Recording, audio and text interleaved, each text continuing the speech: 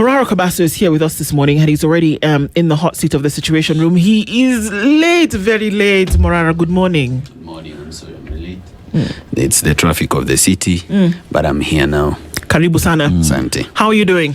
I'm very well, thank you. Good. We saw you in Kisii over the weekend. Yes. You'll tell us a little bit about that. I was in Kisii. I've been going through Borabu constituency, auditing different projects that have been done by the NGCDF. Okay. And also telling the people of my intention to not only be the member of parliament, but to act in that position. Okay. Until the elections. That should be interesting. Let's wait a little bit, because I'm sure we're going to get into it, because this proverb you might like. Yes. This week we're in Lesotho. Janice will share that. Let's just go straight to the proverb, right? A cow is held by its horns, a person by their words.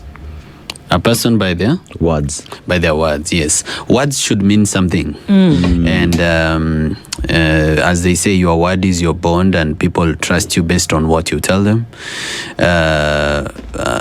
That is what we expect from the leaders that we have. I hope to be true to all my words. Interesting. Well said. What made you decide that you wanted to now be member of parliament?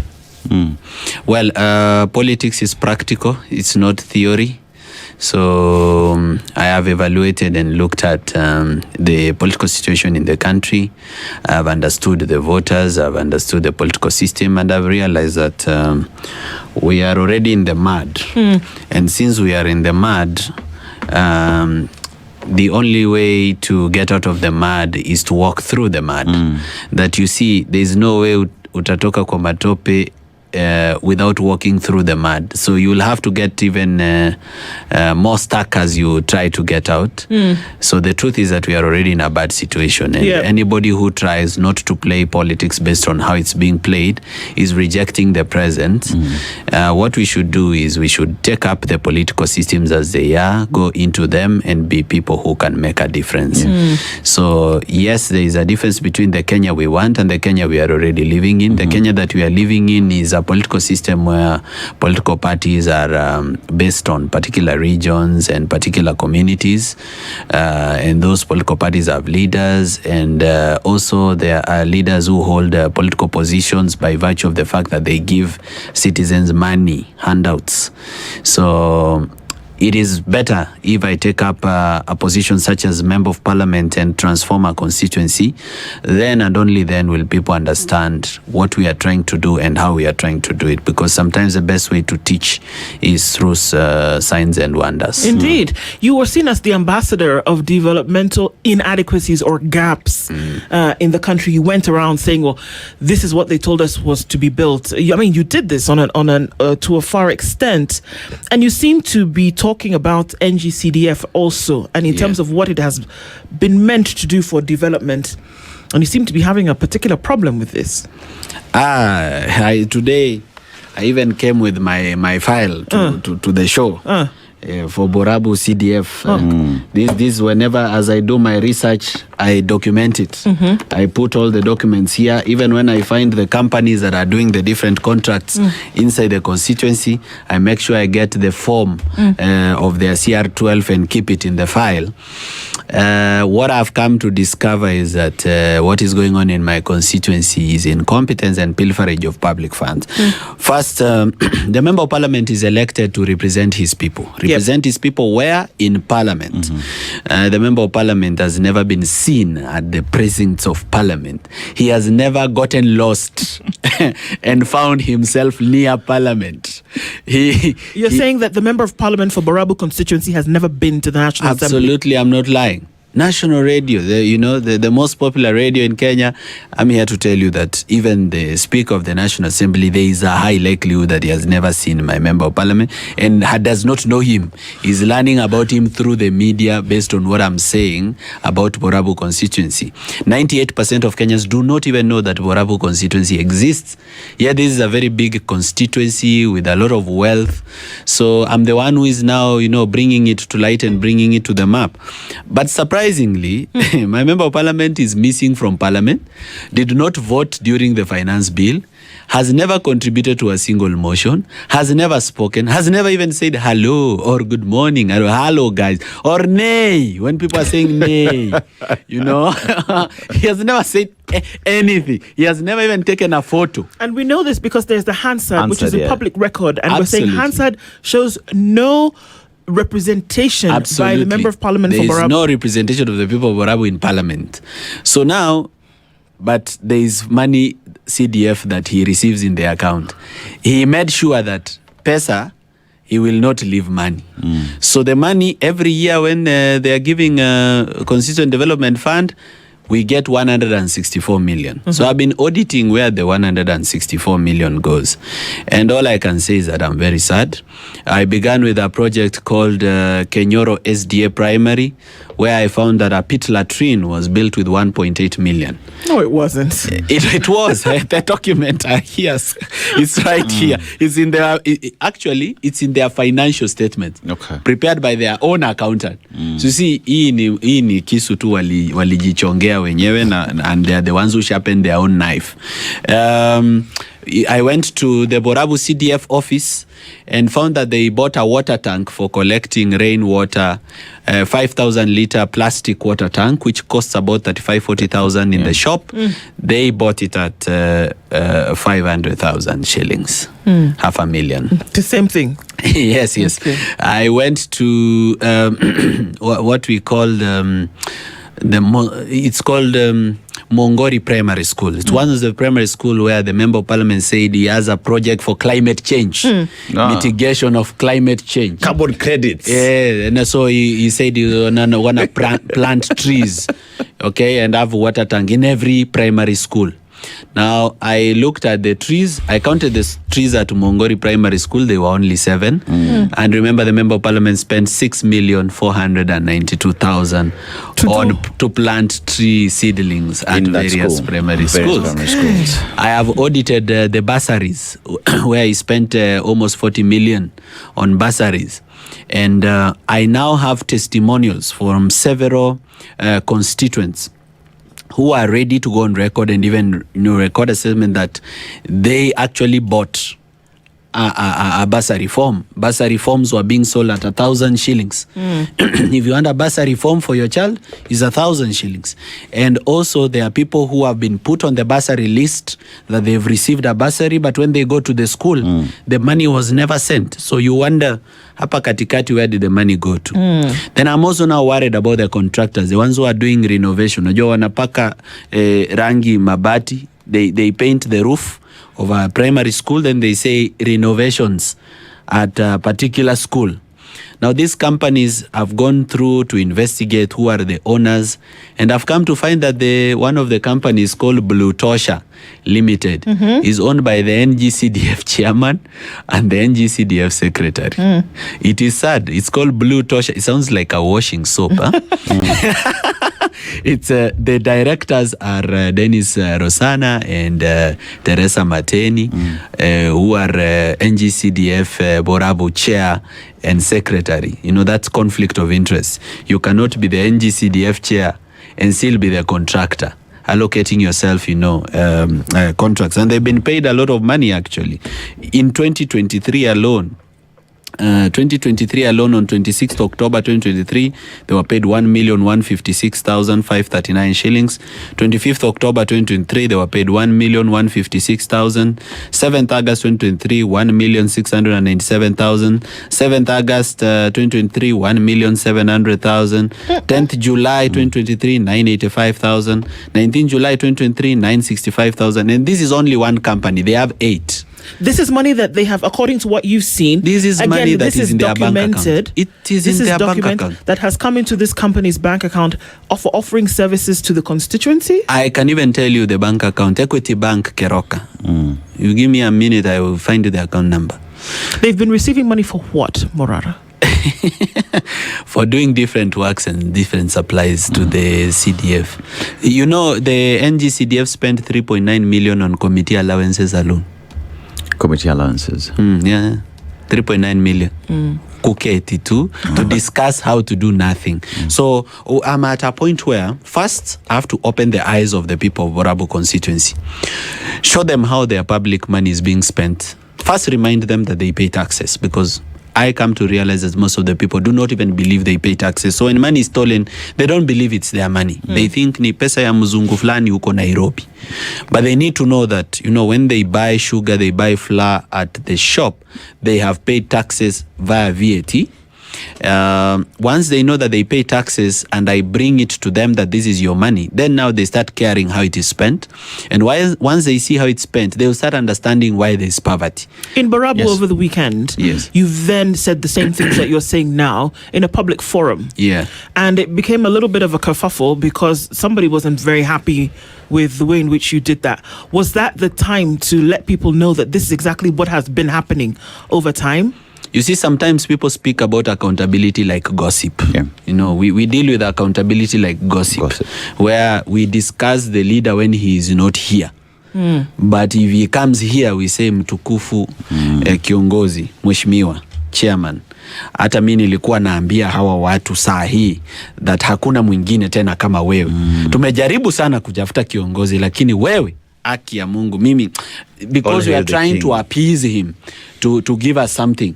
So it is now time that leaders be told in person where they are, that this is what it is. And I would have hoped that he would have let me finish my speech, because he tried to grab the microphone. If he would have allowed me to finish, I would have finished everything I wanted to say.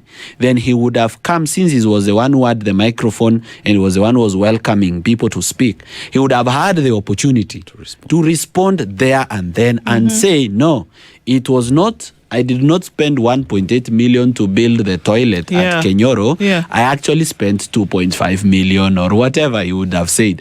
Or I did not spend 500,000 on the water tank. I spent 1 million or 2 million. So it would have been better if he had given his constituencies an opportunity to hear his side of the story. But he did not, He instead tried to grab the mic because of the uncomfortable truth. And it led to a scuffle where, his security was drawing a gun on us. But now that is what bravery and courage is all about. I'm not doing this for myself. I'm doing this to encourage every young person that there are 290 constituencies. You can see I'm putting Borabu on the hot seat. I'm cooking it in the kitchen, and it's gonna be fine and finer. Since I'm putting it through the fire, you also go and put your constituencies through the fire, and do not be afraid. I know these members of parliament, sometimes they are very violent. They hire goons. Like myself, I've had goons hired to follow me around and to disrupt public functions. But if we fear, then who is this courageous person who's going to deliver our country? I mean, we cannot deliver a country out of fear. We have to do it out of courage. So that is why I had the courage to tell him, because if I'm lying, then I should not. Then I should be uncomfortable to tell him in his face. But because it's documented and the evidence is there, and I went with my file to the funeral. Yes, you did. Morara, when you talk about 164 million that goes to the county, in 4 years that is close to 700 million. Yes. Now, it is 700 million that has been given to Member of Parliament for Borabu, which then one would say there ought to be some 600 and almost 700 million in that constituency that says there is a school here, there is a road here. But all we're hearing is there has been misuse and misappropriation of the funds that have been given to benefit the people of Borabu. Yes. Do people of Borabu understand, first of all, what 700 million and what kind of change that would do to the constituency, that when Morara has come now to say, guys, this is how your money has been spent, do people really grapple the difference of 700 million in that constituency? It's very difficult to make people understand the impact of almost 1 billion shillings. And because they themselves have never seen, 90% of my constituents have not met with the 10 million even by accident. Most of them are used to 10,000, 20,000, 100,000, 300,000. I mean, that's the ability of most of their constituents. So for that reason, when you tell somebody that $1 million is lost, or 10 million or 20 million, it's difficult for them to relate. But now it takes consistent messaging for them to get to a point of understanding. I said here in SpiceFM some time back, probably a year or 2 years ago, that we'll have to have leaders who begin their career by civic education. It has been that politicians take advantage of ignorance. That politicians are happy when their constituents are ignorant, because when they are ignorant, they can't ask the difficult questions. I want my constituents to be absolutely smart. In fact, I will be sharing with them the financial statements and Auditor General's report. Everybody reads, so that when they ask me questions, they ask me very intelligent questions. And you see, that's why constituents have logged out of leadership. That's why constituents go for things like handouts and things like funeral contribution. Mheshimiwa alitupatia sanduku. Alitusaidia sanduku when so and so died. Tulikuwa na matanga, akatusaidia gari ya kubeba mwili. Mheshimiwa wakati alimaliza matanga alisema watu wasiende. Mkimaliza matanga, don't go. You line up here, niko na sukari yenu kidogo. And they never ask themselves, where did the money come from? Did he go and withdraw money from his school fees account for his kids to bring to us? Or is it that development that we do not have that is now being given to us in cash of 200 shillings? The reason people have logged out of leadership is because now they are going for short-term gain. They have given up on leaders. They know leaders will not help them.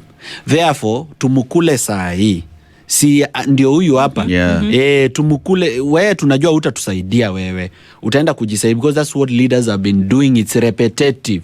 So for that reason, you give us 200, we are okay with it. Then go. So I have to teach my constituents, number one, to heighten their expectations.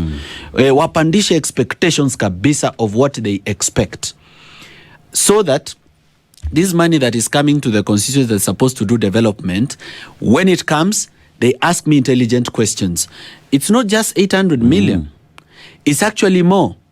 Remember that members of parliament also control the fund for Kenya Rural Roads Authority. So now we are discussing almost 3 billion. Okay, that comes to the constituency in those years. So that 3 billion is supposed to be so transformative, because a constituency is a very small area. It is. So if you decide to do some excellent work, it can be done. We've seen it done elsewhere. I mean, it seems as though it's a mathematical physics formula that's difficult to figure out. But I would imagine that if you had 100 million shillings, just 100 million, can you imagine that we say just 100 million as though it was nothing? But if you had 100 million shillings and you put it into a constituency, for example, and you spread it across different segments, the thought is that you would be able to see it. You would feel it, wouldn't you? Yes. That you fixed this here, you erected this here, you actually had physical things happening. If you put 100 million shillings into a constituency over a year, that at the end of that year, like we're starting one now tomorrow, you would be able to see. I can even give you a live example. Please do. The constituents of Borabu constituency mostly are farmers. And they are lucky that they have larger tracts of land, because Borabu used to be a white island. So it then became a settlement scheme. So the land has not been subdivided to very small chunks as it is in elsewhere in Kisii. So because of having larger land, they are dairy farmers and they also farm a lot. So let's assume you want to put 150 million into proper use. Now, to set up a milk cooler costs about 15 million shillings. Okay. That is buying the cooling tank, the receiving tank, the maybe whatever is going to generate power, if it's a boiler, if it's solar, and whatever is going to pump water from the borehole, drilling a borehole, buying the land, doing a perimeter wall, a gate, and putting all these facilities in place. Just a milk cooler. Because one of the biggest problems that milk farmers in Borabu have is that their milk goes bad if they don't sell it quickly. And they don't have a fridge or a freezer at home. So the moment they've milked the cow, within the next 1 hour or 2 hours, the milk must be somewhere cooling. Okay. Otherwise, it will degrade in value, and then they will lose it.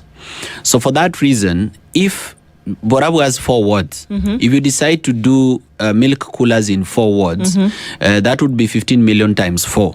That is 60 million only.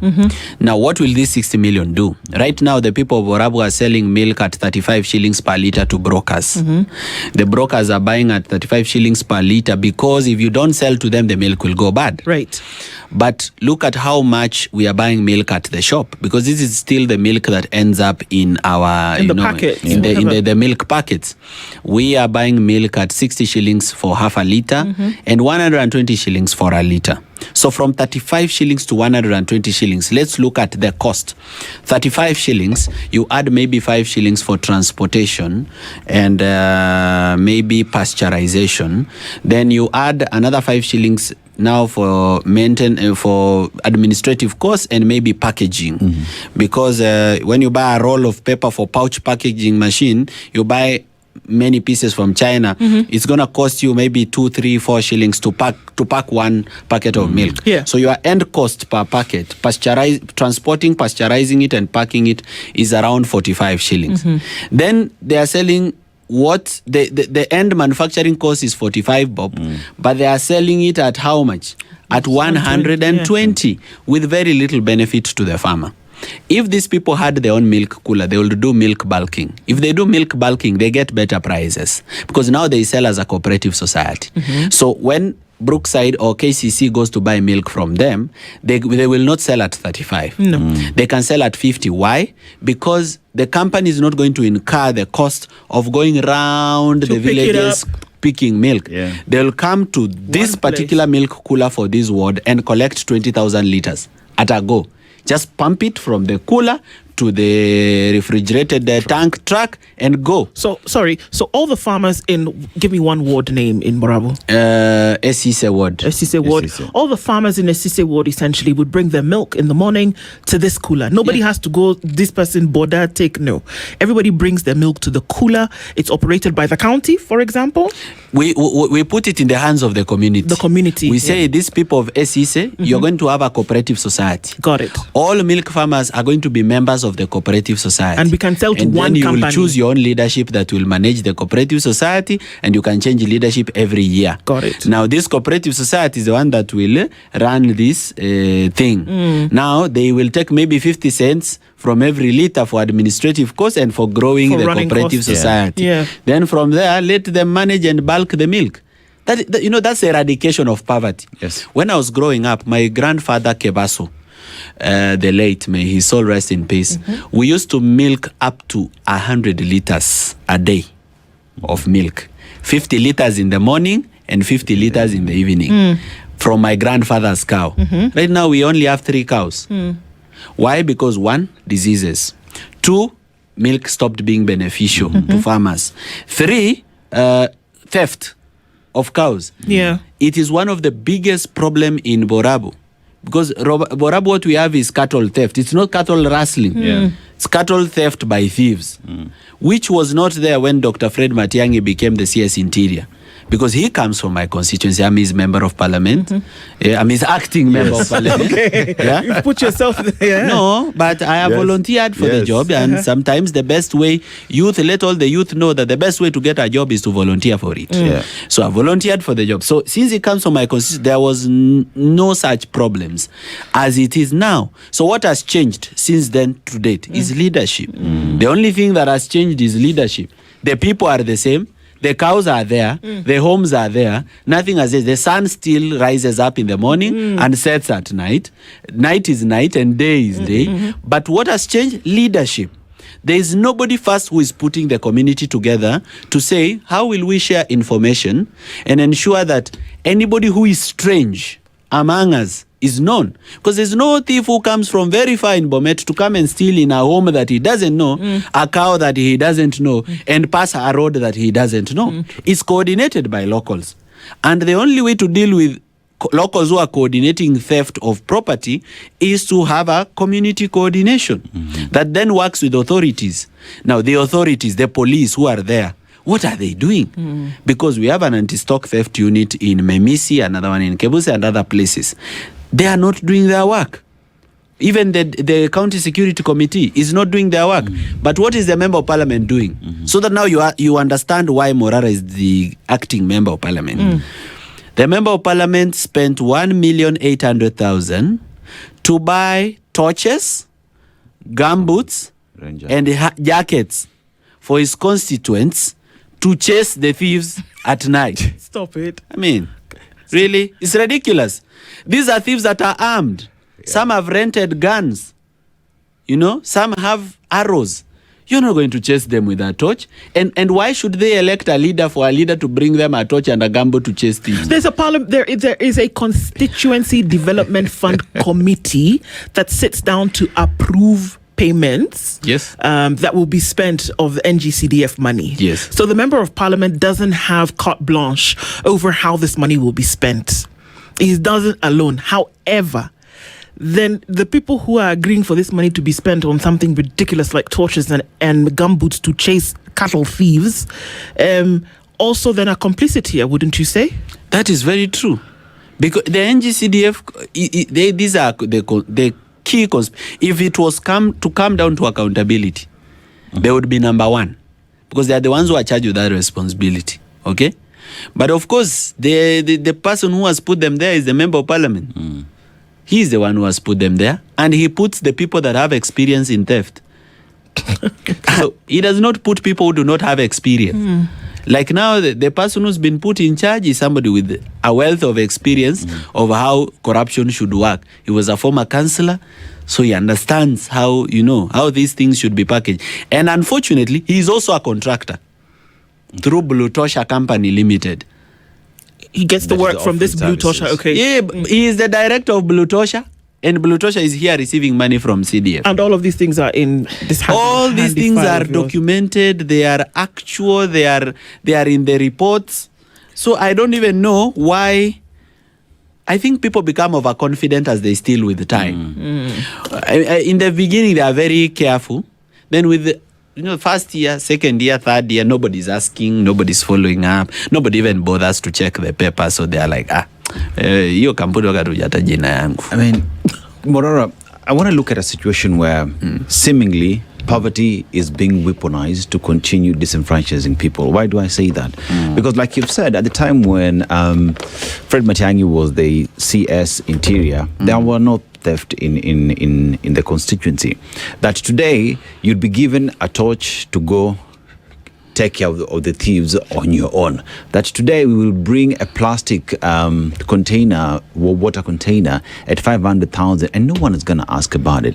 So it's a question of perpetual poverty to the people so that people continue looking at the 200 bob instead of changing things, empowering people so that poverty no longer exists, because you remove poverty and people no longer need you to come with your 200 bob. But I might as well leave you being poor so that when I come with the 200 bob, you run to Mtukufu. Yes. Poverty is how people become 2-term, 3-term, 4-term, and 5-term. Okay. Poverty is the way to becoming 2-term, 3-term, 4 by doing nothing. Okay? I mean, so people don't have to be developmental. Somebody has been an MP somewhere for 10 years, 15 years, 20 years, and they've done nothing. But they are elected back to back because they've weaponized poverty. They know how to make people poor and then give them very little so that the poor people are very grateful. So the weaponization of poverty is something that has to come to an end. And I want to call upon leaders that come from Borabu constituency. I am lucky to be the member of parliament of 90% of the Gusii elite. The elite of the MP, the elite of Kisii land live in Borabu. The chair central bank, Mohamed Nyaoga, I comes from my constituency. Borabu is my voter, is my resident. The control of budget, Margaret Nyakango, comes from Borabu. She's my resident, she's my vote. Dr. Fred Matiang'i comes from Borabu. Resident, voter, and most popular leader from that region. Professor Sam Ongeri comes from Borabu constituency. The governor of Kisii comes from Borabu constituency, which is in Nyamira County. The governor of Nyamira is in Borabu constituency. And the former governor of Borabu, the former governor of Kisii is also in Borabu. The Solicitor General, Ken Ogeto, was the Solicitor General. He is in Borabu. The CEO of Stanbic Bank, Joshua Ogara, he is in Borabu. The chair Geothermal Development Corporation, he is in Borabu. All this, the Gusii elite, like most of the elite, 90% that you know from Gusii region, they live in Borabu constituency. So what impact should that have? It should have impact because, one, some of those homes are protected by GSU. I mean, these are state officers. Most of their homes are protected by GSU. Why should I have a security problem? Number two, they have the political networks that I need to fix the problem. It means if I walk into the office, I'm not just walking in as some random citizen. I'm also walking in as a neighbor. Hey, pale nyumbani. So if I come to you and say, could you please make a phone call to the Deputy Inspector General and inform them that we need additional police officers at Memisi Anti-Stock Theft Unit. We only have maybe 7. We want 12 so as to add the numbers. This person has more influence than myself to make that phone call, and it happens. So we have to tap into that influence that these people have. That forward-looking leader would look at the already existing resources through its people to then open up even further development, because you talk about the governors of central bank, you talk about individuals in the banking sector. It is easy for a forward-looking leader to tap into the networks and connections that these individuals come with to further open up economic activities that will empower the people. I mean, if you want to have, say, a cooperative society that is backed by a bank, you already have banking elites in your constituency, and all you need to do is to convince them that everything in the pipeline has been set and ready to accept. And even them. involve them. Tell them, hey, would you please advise us? And since they have experience, they'll say, no, in my experience, I think this is what you should do. And some of these people who are corporate leaders also, they have CSR projects in their in those corporate entities. So they can, if they throw one project my way, it's not so bad. They can help with a thing or two. Yeah. So if I have this elite, all I want to tell them is, help me help you. If this place becomes safe, it is not just safe for me, it is also safe for you. If this place becomes well lit at night, you will be able to jog in the morning without any fear. If this place there is no theft of cows, even your cows will be safe. Okay? And you see, if people around become too poor, they will eat the rich. So at the end of the day, these beautiful homes, these people, if they become poorer and poorer and poorer by the day, you will have more and more black tax. People coming to your door to say, tusaidie chakula, tusaidie nini. Let's help these people be self-dependent so that everybody who lives in Borabu lives in peace.